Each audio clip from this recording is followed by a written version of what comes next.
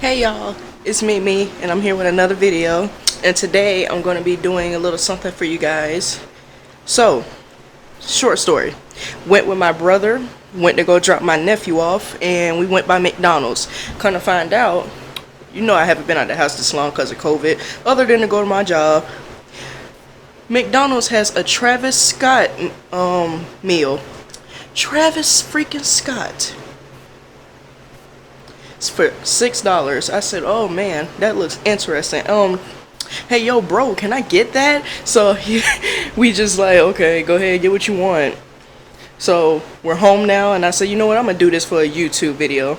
And also through the YouTube video I'm gonna be enjoying the meal, but I'm also gonna be talking to you with some spoilers on little TV show on Netflix that I just found out about, and we're gonna get into the details in a little bit. But I'm gonna show you guys the meal.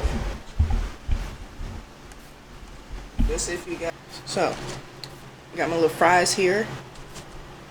Now, let's go ahead and see what this look like.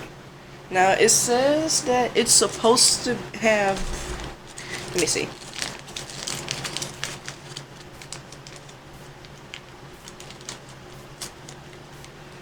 Well, it doesn't really say what's on it, but on a picture of the menu, it showed bacon.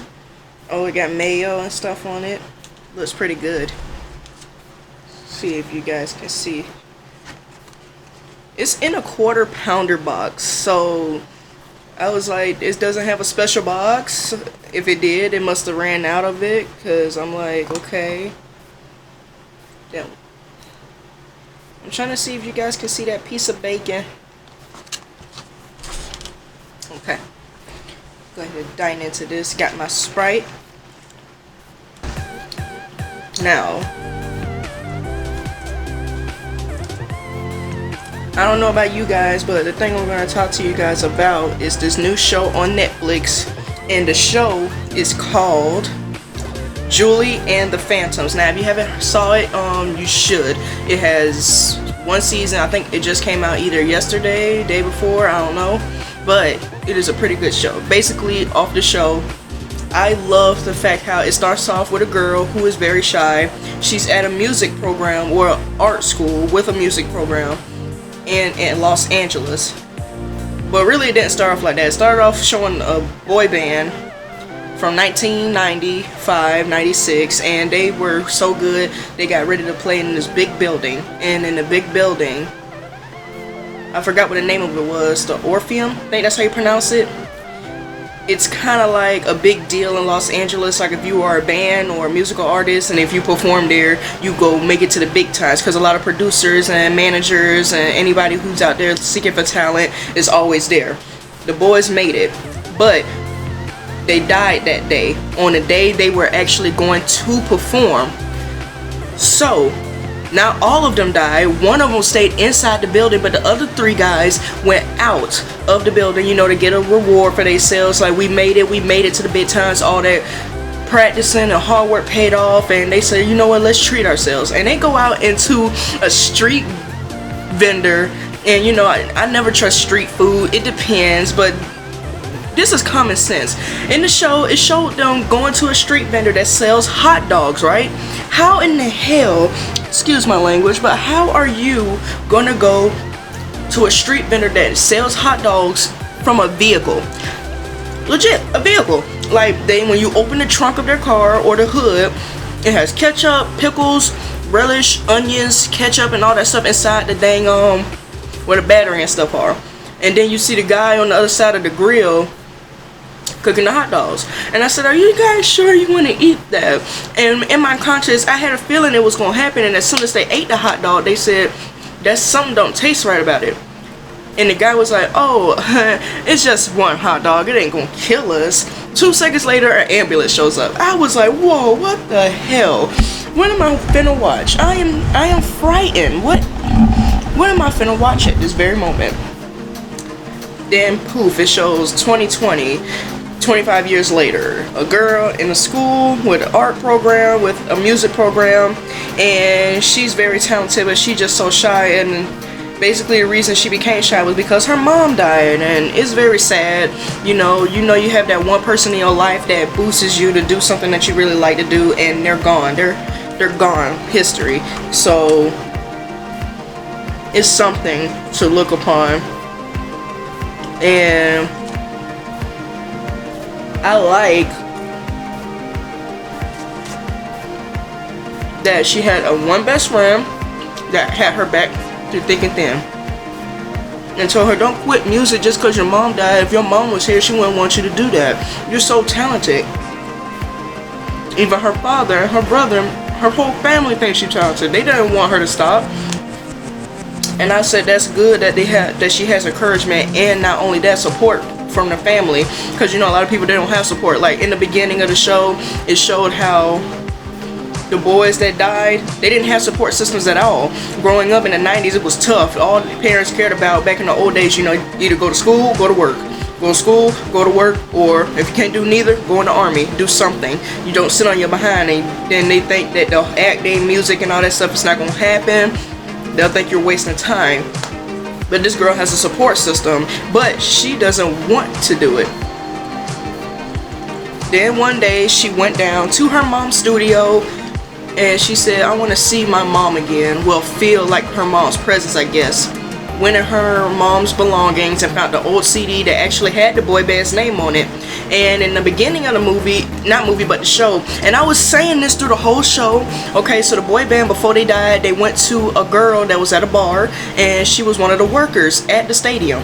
Then they said she was cute. Her name was Rose, and she had an Hispanic accent.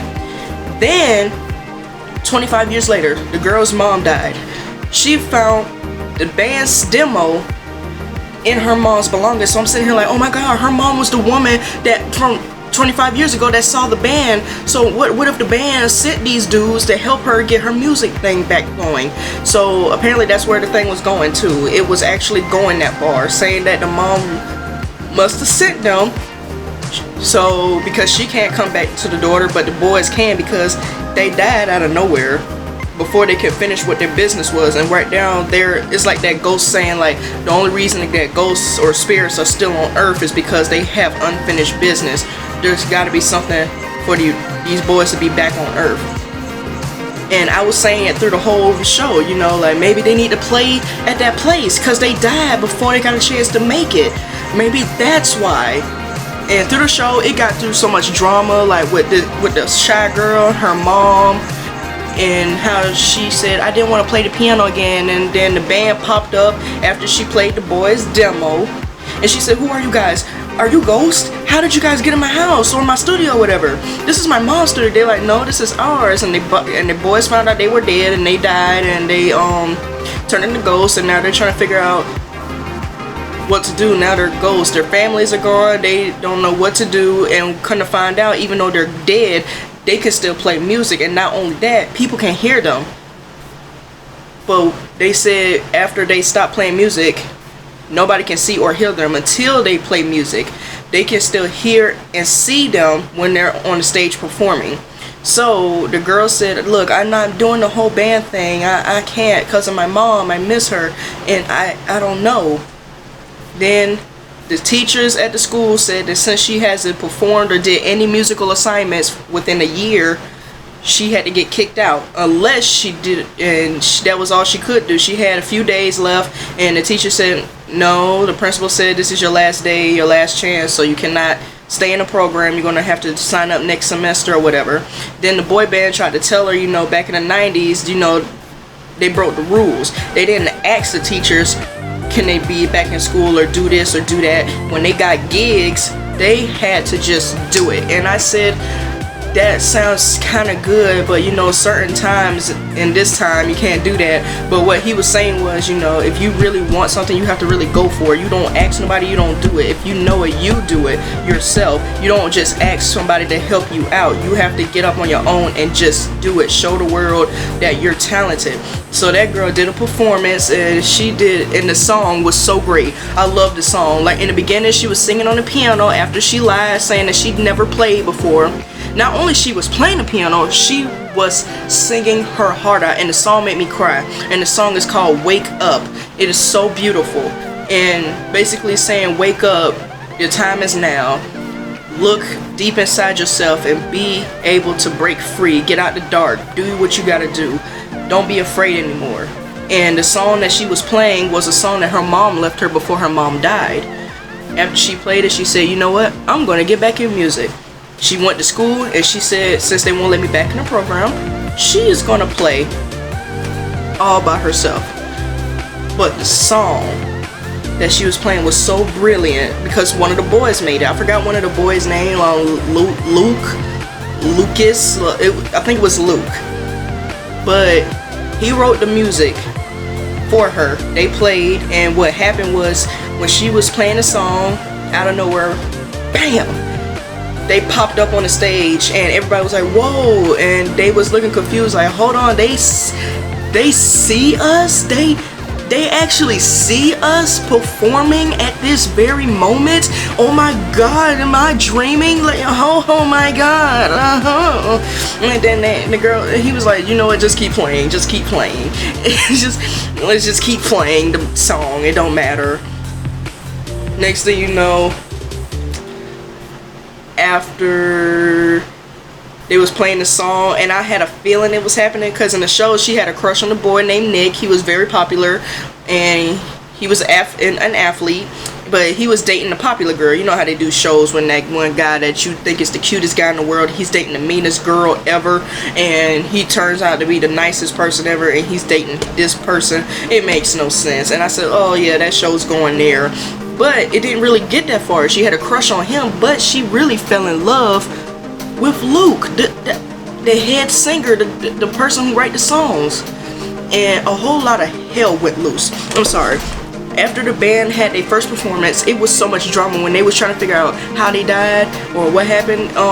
Boo Stewart is actually in the show too, and they showed how he was having an affection with one of the characters from the band, and I was like, oh my God, wait, Boo Stewart's gay? He's not really gay. He has a girlfriend. You know, they didn't show no kissing scenes, no nothing. They were just holding hands or just hanging out like guys do.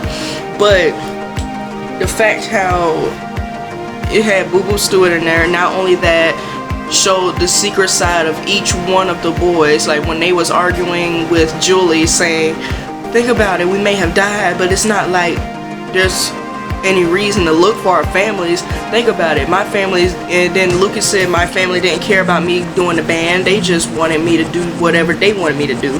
I wanted to be a superstar, but they didn't accept that.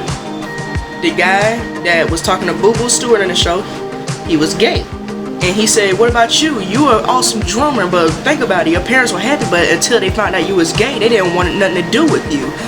You know, they came from broken families, and it is hard to explain it, but even nowadays we have broken families, but it was a lot more deeper back then, because with all the technology and equipment now and all the ways you can hook up with people and get to people, it's easy to become famous whatsoever. But back in the 90s or in the 80s, all the times back when technology wasn't really that much, they had to really struggle. They did garages, they went to gigs, they did a lot of things to make it to where they are today. And that's what really got me in the show. Like, you have to really work hard for what you believe in order to get what you want.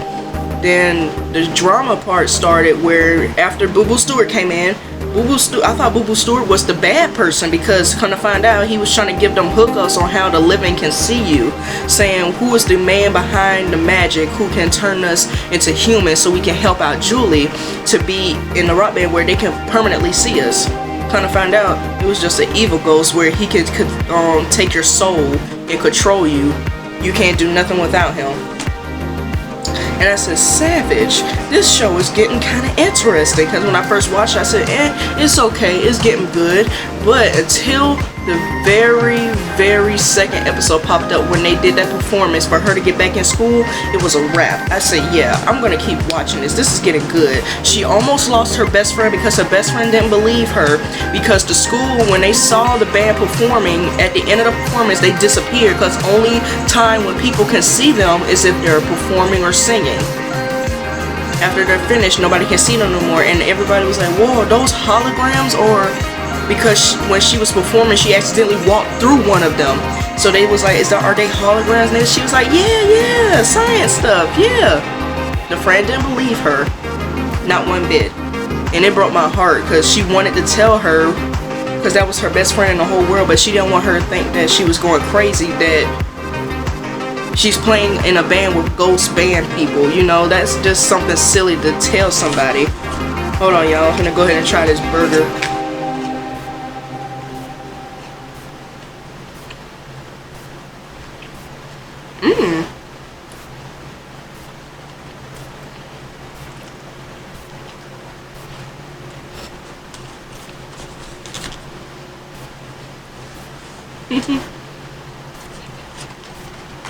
It's pretty good.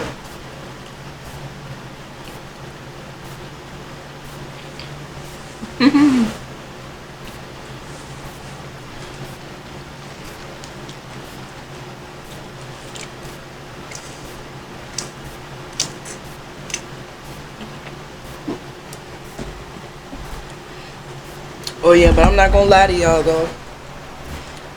The show was awesome, not gonna lie. But before I could get into any more spoilers, I just want to give you guys some advice. If you haven't seen the show yet, go.